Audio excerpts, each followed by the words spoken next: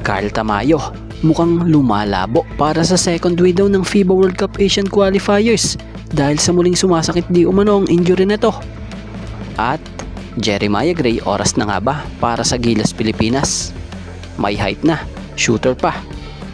At ipinakilala na ang NLEX import para sa PBA Commissioner's Cup. So yan ang ating mga tatalakayin. So nalalapit na ang muling pagsabak ng pambato nating Gilas Pilipinas para sa second window ng FIBA World Cup Asian Qualifiers, kung saan makakaharap ng Gilas Pilipinas itong kilalang mga dalawang powerhouse na New Zealand Tall Blacks and Australian Boomers. Pero bago nga ang lahat, mukhang may isang Gilas player nga po ang alanganin matapos maglabas ng pinakabagong update patungkol rito kay Carl Tamayo, kung saan ayon sa isang post na KBL about dito na out muna raw umano itong si Carl Tamayo for the time being, kung saan bumabalik di umano raw yung sakit ng injury nito. So kung titingnan nga natin ilang linggo na lamang muli sasabak ng Gilas Pilipinas muli para sa second window ng FIBA World Cup Asian Qualifiers, kung saan mabibigat pa nga ang kanilang mga makakalaban. So isa nga sa opinion natin dito eto na kaya yung tamang panahon para hugutin ni Coach Tim Cone yung gaya ni Jeremiah Gray para sa Gilas. Kumbaga, pwedeng ipalit ito pansamantala kay Carl Tamayo kung hindi po pwede itong si Carl. So opinion lang naman natin ito. Dahil kung matatandaan nyo kamakailan lamang napabalitang itong si Jeremiah Gray nais imbestigahan itong si Coach Tim kung pasok ba ito sa bagong eligibility rules ng FIBA. So nakikita kasi ni Coach Tim Cone kay Gray yung Malakenet Duremdes na laruan nito.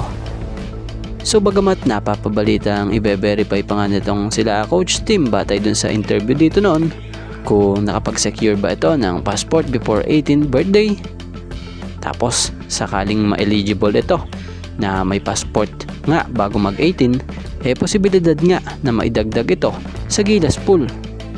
So bagamat maraming may mga doubt panigurado yung dito, syempre yung ibang fans hindi mo masabi, sabihin na natin lalo na doon sa mga bashers dahil nga sa naging ACL nito dati. Pero ang kagandahan dito, naniniwala pa rin naman itong si Coach Tim na may mataas na value pa rin itong si Jeremiah Gray, na kung saan kaya raw nitong dumepensa at effective din ang shooting ability nito.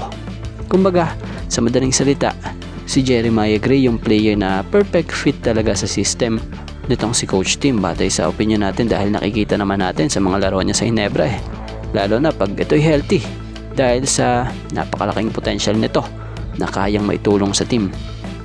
So kung makikita nyo yung laruan niya, hindi lang sa Ginebra, kumbaga yung bago pa siya mapunta sa Ginebra, sa labas ng bansa, tingnan nyo yung mga experience niya dyan, yung mga laro niya, talagang kaya mong or pwedeng isabay sa international na mga player.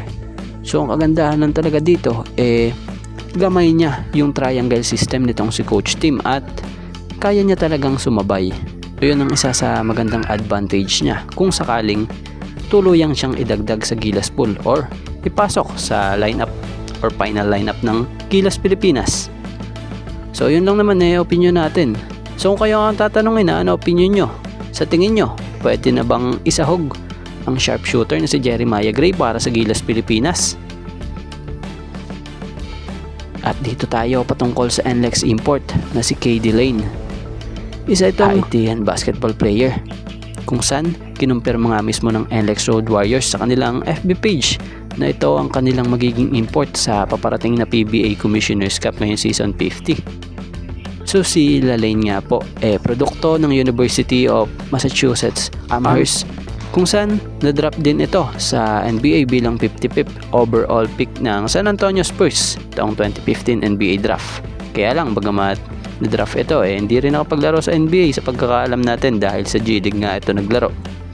So after ng stint niya sa NBA G League, napadpad nga ito sa iba't ibang liga sa iba't ibang bansa, gaya ng paglalaro sa bansang Puerto Rico, China, Italy, Turkey, Spain, Korea, the Middle East at Taiwan. So bukod pa doon, he has also made 3 appearances in the FIBA WASL Final 8 twice with Kuwait Club, and most recently with CS Sagis. In FIBA with CS Sagis. In FIBA club competitions, nag-average nga po itong si Lalane ng 17.1 points per game and 9.8 rebounds per game. At nito lang, nirelease nga siya sa TPBL lang sa team nga po ng Kaohsiung nitong January 28. So tingnan natin kung ano ang kaya niyang may ambag ngayong paparating na conference ng PBA para nga po sa team ng NLEX.